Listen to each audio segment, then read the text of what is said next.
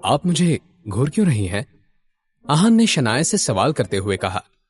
एकदम से शनाया ने अपनी नजरें आहान से फेर ली और एक गहरी सांस लेने लगी। शनाया को फिर याद आया कि वो आहान से मिलने क्यों आई थी। उसने कहा, आहान, वो आ रही है। एकदम से शनाया का ऐसा रिएक्शन देखकर आहान ने उसकी तरफ सवालिया अंदाज में कहा, कौन कौन आ रही है? आहान ने पूछा तो शनाया ने अपनी बात को एक्सप्लेन करते हुए कहा, हमें एयरपोर्ट लेने जाना है, वो आ रही है, रूपल। शनाया का यह जवाब सुनकर आहान का मुंह बन गया। एक ही वक्त पर उसकी आंखों में घबराहट और इरिटेशन एक साथ नजर आ रहे थे। उसने शनाया से सवाल करते हुए कहा, वो अजीब लड़की, क्या वो वापस आ गई है? लेकिन वो क्यों आ रही है? आहान के ऐसे वियर्ड रिएक्शन के बाद शनाया ने उससे कहा, अरे ये तुम क्या कह रहे हो? अजीब लड़की? वो मेरी बेस्ट फ्रेंड है और 3 सालों के बाद वापस आ रही है। चलो अब जल्दी से रेडी हो जाओ, देर मत करो, मैं उससे मिलने के लिए बहुत एक्साइटेड हूं। आहान ने शनाया की तरफ देखकर एक अजीब सी स्माइल दी और मन ही मन में बोला, आने वाले दिन में मेरे लिए किसी बुरे सपने से कम नहीं होने वाले सब। इस बड़े से शिमला शहर में अगर आहान रायजादा किसी से डरता था तो मिसेस यामिनी गिल के बाद वो रूपल गुप्ता थी। रूपल शनाया की बचपन की और इकलौती दोस्त थी। वो सच में एक अजीब सी लड़की थी। मिसेस यामिनी गिल की तरह रूपल गुप्ता को भी आहान से बहुत चिढ़ थी।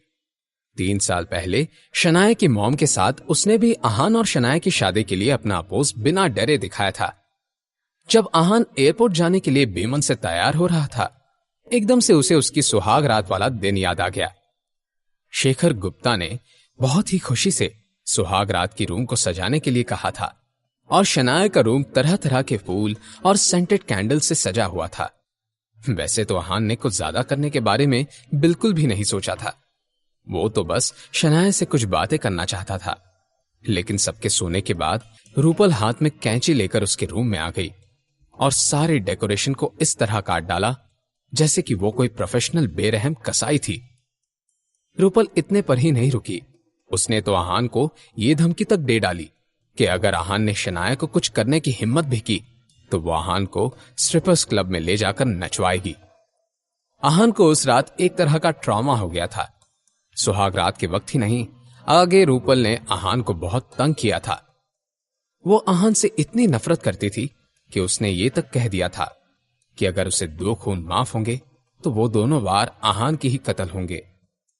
वो तो आहान की जान तब छूटी जब शादी के 1 महीने के बाद ही रूपल पढ़ने के लिए लंदन चली गई। आहान ने अपने बाल बनाते हुए मन ही मन में कहा, कई दिनों से मैं कितना खुश था। मैं तो चाहता था कि वो अजीब लड़की कभी वापस ही ना आए, लेकिन अब जब वो चुड़ैल वापस आ रही है तो मुझे हर मुमकिन बुरी सिचुएशन के लिए तैयार होना होगा। कुछ देर बाद आहान और शनाया टैक्सी से एयरपोर्ट पहुंचे। करीब करीब आधे घंटे तक गेट पर इंतजार करने के बाद आखिरकार एक गोरे रंग की हाइटेड लड़की अपनी सूटकेस को खींचते हुए बाहर आई। उसने अपनी आंखों पर बड़े बड़े सनग्लासेस पहने हुए थे। वो अपनी लंबी लंबी हील्स में चलते हुए आहान और शनाया के पास आ गई। ये लड़की रूपल गुप्ता थी। अब जबकि रूपल शनाया की बेस्ट फ्रेंड थी तो ये बात जाहिर थी कि वो हर मामले में शनाया को अच्छे से मैच करती थी। अपने नाम की तरह रूपल बहुत खूबसूरत थी। इस लड़की की पर्सनैलिटी में अलग किस्म का ऑरा था। रूपल ने अपनी सूटकेस को छोड़ दिया और दोनों हाथ बढ़ाते हुए शनाया के पास गई। शनाया ने भी एक प्यारी सी मुस्कान के साथ उसे गले लगा लिया। डार्लिंग, मैंने तुम्हें कितना मिस किया। ये कहते हुए रूपल ने इमोशनल होकर शनाया के गालों पर किस कर लिया। आहान को इस सब की आदत पहले से ही हो गई थी। आहान को तो इस बात को सोचकर ही अजीब लगता था कि अगर रूपल एक लड़का होती तो अब तक शनाया के लिए उसने आहान की जान ले ली होती।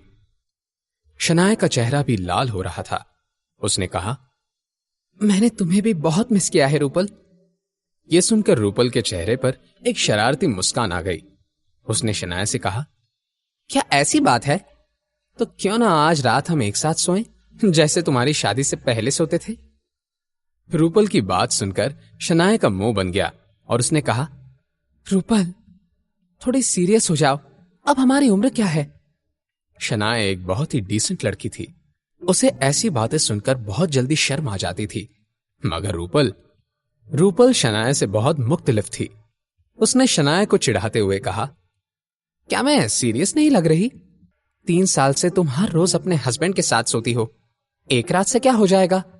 जैसे कि रूपल चाहती थी, शनाया ऑकवर्ड फील करने लगी और उसने रूपल को डांट लगाते हुए कहा, अब अगर तुम चुप नहीं हुई तो मैं तुमसे बात नहीं करूंगी।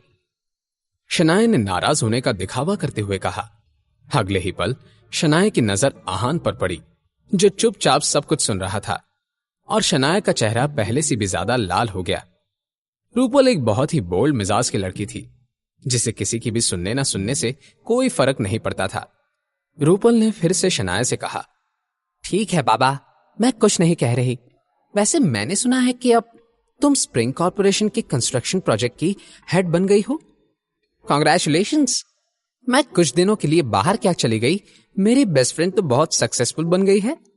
यह सुनकर शनाया ने मुस्कुराते हुए रूपल से कहा, अरे इस सब में मैंने कुछ नहीं किया, वो तो आहान ने मेरी मदद की, इस वजह से। शनाया की बात सुनकर आहान के चेहरे पर एक स्माइल आ गई, मगर उस बेचारे को क्या पता था कि यह स्माइल एक पल की मेहमान थी। शनाया की बात सुनकर रूपल ने उसका मजाक उड़ाते हुए हंसकर कहा, आहान ने मदद की? शनाया, अब मेरे साथ मजाक तो मत करो। बात स्प्रिंग कॉर्पोरेशन की है, बैंक में एक चेक जमा करने की नहीं।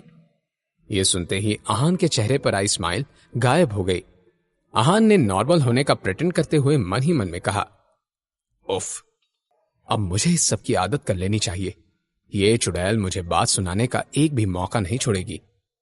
रूपल की बात सुनकर शनाया ने आहान को अपने करीब खींचते हुए कहा, अगर तुम्हें मुझ पर यकीन नहीं है तो आहान से ही पूछ लो। इससे पहले कि आहान इस टॉपिक पर कुछ कह पाता, रूपल ने एग्जैजरेट करते हुए कहा, ओह, तो ये आहान है। अगर तुम मुझे ये नहीं बताती तो मैं तुम्हें इसका ड्राइवर समझ रही थी। यह सुनकर आहान की तो बोलती बंद ही हो गई। ऐसी बात नहीं थी कि रूपल ने आहान को नहीं पहचाना था, मगर वो जानबूझकर ऐसी बातें कर रही थी। शनाया से यह बात छिपी नहीं थी कि रूपल और आहान का 36 का आंकड़ा था, और अगर रूपल ऐसी बातें करती रही तो आहान उसके साथ झगड़ ही पड़ता। इसलिए शनाया ने मैटर को कंट्रोल करने की कोशिश करते हुए रूपल से कहा, रूपल, तुम्हें जरूर भूख लगी होगी, क्यों ना हम पहले किसी अच्छे से रेस्टोरेंट में जाकर खाना खा ले? खाने का नाम सुनकर रूपल की आंखें चमकने लगी। उसने शनाया से कहा, हाँ यार, तुम ही हो जिसे मेरी सबसे ज्यादा फिक्र है। तुम्हें क्या बताऊं, बाहर का खाना खाने के बाद मेरी क्या हालत हो गई थी। इंडिया वापस आने के बाद पीछे सबसे बड़ी वजह तो यह है कि यहां का लजीज खाना। चलो जल्दी कुछ मसालेदार खाते हैं। अपनी बात कहते हुए रूपल ने एकदम से पीछे मुड़कर देखा और आहान को हुक्म देने के अंदाज से बोली, ओए, तुम अभी भी वहां खड़े क्या कर रहे हो? यहां आओ और मेरा सामान लेकर आना। क्या तुम चाहते हो कि शनाया उतना भारी सूटकेस उठाए? आहान ने एक अजीब सी स्माइल के साथ हाँ में अपना सिर हिला दिया और सूटकेस लेकर दोनों लड़कियों के पीछे पीछे चलने लगा। आहान को अपने पीछे आते हुए देखकर रूपल ने जानबूझकर तेज चलना शुरू कर दिया। जब फाइनली आहान थोड़ा पीछे रह गया था, रूपल ने शनाया से धीमी आवाज में सवाल करते हुए कहा, शनाया, क्या तुम दोनों के बीच वो हो गया? शनाया अच्छी तरह से समझ गई कि रूपल क्या पूछना चाहती थी, मगर उसने अनजान बनते हुए कहा, वो क्या? रूपल ने रेस्टलेस होकर शनाया से कहा, वो जो 3 सालों में कम से कम 300 बार तो हो ही जाना चाहिए। रूपल की इतनी डायरेक्ट बातें सुनकर शनाया शर्मा गई और उसने रूपल से जवाब में कुछ भी नहीं कहा। रूपल अपनी बेस्ट फ्रेंड को बहुत अच्छे से जानती थी, इसलिए शनाया के एक्सप्रेशंस को देखकर रूपल समझ गई और उसने हैरान लगते हुए कहा, क्या अब तक नहीं हुआ? मतलब तुमने अभी तक? रूपल ने अपनी बात को पूरा नहीं किया और बीच में ही छोड़ दिया। शनाया को अब इतनी शर्म आ रही थी कि उसका चेहरा लाल हो गया था। उसने बहाना बनाते हुए रूपल से कहा, उसके लिए मैं अभी तैयार नहीं हूं। शनाया की बातें कहीं और चल सकती थी, मगर वो रूपल को बेवकूफ नहीं बनाना चाहती थी। रूपल ने शनाया से कहा, शनाया मेरी जान, ऐसे कैसे हो सकता है? और वैसे भी उसमें तैयार होने के लिए क्या है? मैंने पहला ऐसा कपल देखा है जो शादी के 3 साल बाद भी कुछ नहीं कर रहा। शनाया, सच सच बताओ, क्या आहान के साथ कोई प्रॉब्लम है? अपना आखिरी सवाल पूछते हुए रूपल पल भर के लिए सीरियस हो गई, मगर शनाया ने बिना एक पल गंवाए तुरंत कहा, नहीं, कोई प्रॉब्लम नहीं है। आहान में कोई प्रॉब्लम कैसे हो सकता था? आज सुबह ही उसकी एक छोटी सी हरकत ने शनाया की धड़कनें तेज कर दी थी। आहान के साथ कोई प्रॉब्लम नहीं थी। एक जवाब मिलने के बाद रूपल का दूसरा सवाल तैयार था। उसने शनाया से पूछा, तो क्या तुम उसे पसंद नहीं करती? उस तरह से रोमांटिकली? क्योंकि अगर ऐसा है तो तुम इतने सालों से रुकती ही नहीं। अब शनाया चलते चलते रुक गई और उसने रूपल से कहा, अगर आप किसी को पसंद करते हो तो क्या वो करना जरूरी है? भले ही शनाया ने कोई जवाब नहीं दिया था, लेकिन इस सवाल से उसका मतलब साफ था। वो आहान को नापसंद नहीं करती थी। रूपल ने भी शनाया को डायरेक्टली कहा, अच्छा जी, तो अगर उसे पसंद करती हो और वो तुम्हारा हस्बैंड भी है तो वो अब तक क्यों नहीं हुआ? ये सुनते ही शनाया ने अपने होंठ आपस में दबा लिए और खामोश हो गई। इस बारे में सोचते हुए शनाया ने मन ही मन में कहा, मैं उसे पसंद करती हूं। आहान को पसंद ना करना मुश्किल है। जितनी वो मेरी केयर करता है, मेरा ख्याल रखता है, ऑफ कोर्स मैं उसे पसंद करती हूं। और जबकि उसने मेरी इतनी फिक्र की है तो मतलब आहान भी मुझे पसंद करता है। लेकिन अगर ऐसी बात है तो कुछ और क्यों नहीं कर सकता? मैंने उस दिन कोशिश तो की थी, लेकिन फिर भी आहान को कुछ समझ में नहीं आया। अब मैं क्या करूं? क्या जाकर उसके बेड पर चढ़ जाऊं? एक मिनट, क्या आहान को मैं खूबसूरत नहीं लगती? मैं अट्रैक्टिव हूं या नहीं? अब क्या करूं? एक के बाद एक शनाया के दिमाग में कई सारे ख्याल और सवाल आ रहे थे, लेकिन शनाया के पास उनमें से किसी भी सवाल का कोई जवाब नहीं था। शनाया जितना इस बारे में सोच रही थी उतना शर्मा भी रही थी, लेकिन फिर उसने अपना मन पक्का कर लिया। शनाया ने ठान लिया कि आज घर जाने के बाद वो इस मैटर को सॉल्व करके ही दम लेगी। रूपल का इस सब की तरफ बिल्कुल भी ध्यान नहीं था कि शनाया अपने ही ख्यालों में खोई हुई थी। उसने अपनी बातों को आगे बढ़ाते हुए कहा, शनाया, अब जब तुम आहान को पसंद नहीं करती हो तो तुम्हें उसे जितना जल्दी हो सके उतना जल्दी छोड़ देना चाहिए। मैं तुम्हें कुछ अच्छे और खानदानी लड़कों से मिलाती हूं। उनमें से कुछ लड़कों ने अपनी नई कंपनी शुरू की है तो कुछ अपना फैमिली बिजनेस चला रहे हैं। मैं तुम्हें दावे के साथ बता सकती हूं कि उनमें से हर कोई उस आहान से 100 गुना बेहतर है। रूपल की कंटिन्यूअस बकबक के सुनने के बाद शनाया अपने ख्यालों से बाहर आ गई। जब उसे रूपल की बातें समझ में आई, शनाया का मुंह बन गया। अब शनाया का सब्र खत्म हो गया और उसने रूपल के मुंह पर अपना हाथ रखते हुए कहा, रूपल, जरा चुप करो और मेरी बात सुनो। ये क्या बकवास कर रही हो तुम? मैं आहान को नहीं छोड़ने वाली, एटलीस्ट तब तक नहीं जब तक वो मुझे छोड़ नहीं देता। ओके, समझ गई? शनाया ने अपनी बात को सीरियस अंदाज में कहा था। यह कहकर शनाया आगे बढ़ने लगी, मगर रूपल इतने जल्दी हार कहां मानने वाली थी।